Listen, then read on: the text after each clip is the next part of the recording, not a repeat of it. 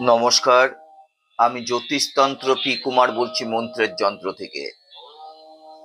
আগামীকাল শিবরাত্রি।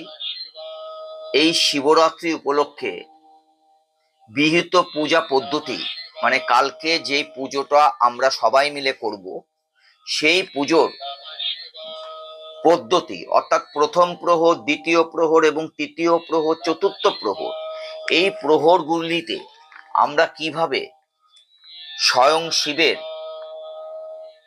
মহাদেবের আরাধনা করব, সেই ব্যাপারে কিন্তু আমি আলোচনা করব।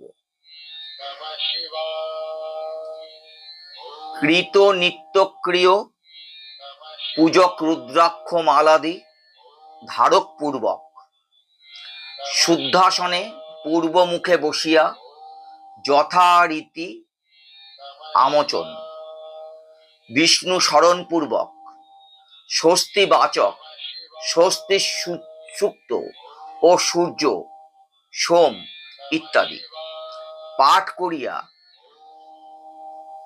আমাদের সংকল্প করতে হবে, যথা বিষ্ণুরম তৎস দদ্য ফাল্গুনে মাসি কৃষ্ণে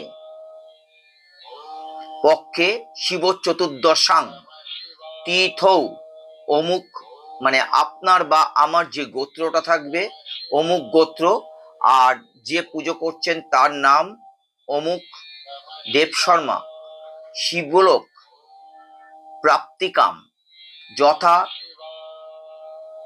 শক্তু পচা রানাং শিব পূজা তদ ব্রত কথা পাঠ জাগরণ বাসকর্মাহং করিষ্য।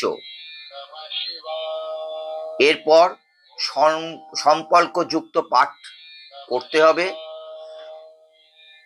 পূর্বোক্ত রীতি অনুযায়ী সমস্ত কার্য করিয়া গণেশাদির পূজাপূর্বক যথাসাধ্য উপচার দ্বারা শিবের পূজা করিতে হইবে।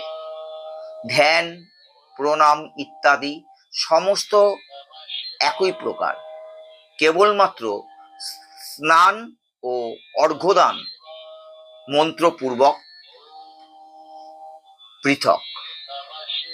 তাই প্রথম প্রহরে কি করতে হবে?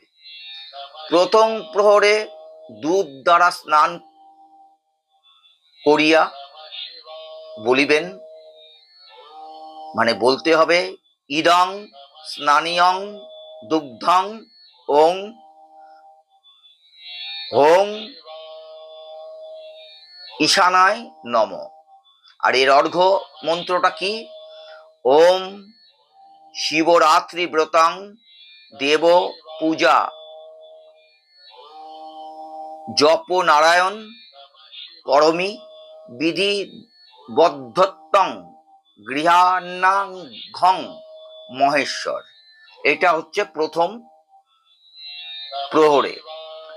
এবার দ্বিতীয় প্রহরে কি আসবে? দ্বিতীয় প্রহরে আমাদের আসবে দইয়ের দ্বারা ওনাকে স্নান করানো। তাই দই দ্বারা স্নান করতে, মানে করাতে হবে। তখন মন্ত্র বলতে হবে ইদং স্নানানিয়ং দধি ওং হোং অঘরায় নম। তারপর অর্ঘ্য মন্ত্র ওং নমঃ শিবায় শান্তায় সর্বপাপ হরায় চ শিব রাত্রৌ দদাম ঘং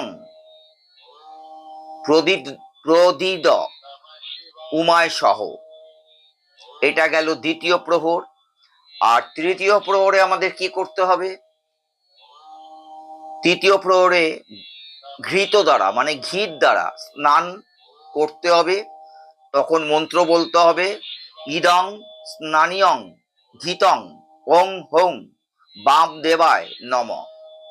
আর এর অর্ঘ্য মন্ত্র কি করতে হবে? ওং দুঃখ দারিদ্র শোকেন দগ্ধ হহং পার্বতী প্রিয় শিবরাত্র দদা ঘং উমাকান্ত গৃহাণ মে। এই শিব পূজার চতুর্থ প্রহর আমরা কিভাবে করব? চতুর্থ প্রহরটা হবে মধু দ্বারা স্নান। এই মধু দ্বারা স্নান চতুর্থ প্রহরে ওনাকে করাতে হবে এবং তখন মন্ত্র বলতে হবে ইদং স্থানীয়ং মধু ওং হং সদ্য জাতায় নম। আর অর্ঘ্য মন্ত্র আমাদের কি বলতে হবে? ওং ময়া কৃতান্ন নেকামি নেকানি পাপানি হয় শঙ্কর শিবরাত্র দদাম্য ঘং উমাকান্ত গৃহান মে। ইহা ব্যতীত মানে এছাড়া সমস্ত শিব পূজা যে যে বিধি আছে সেই বিধিগুলো আপনাদের করতে হবে। আর এই মন্ত্রগুলো যখন আমি বললাম আপনারা হয়তো মনে রাখতে পারবেন কিনা আমি জানি না, সেই কারণে আমি স্ক্রিনে প্রথম অডিওটা চালাবার সাথে সাথে স্ক্রিনে কিন্তু আমি এই টোটাল মন্ত্রটা আমি দিয়ে দিয়েছি। নমস্কার।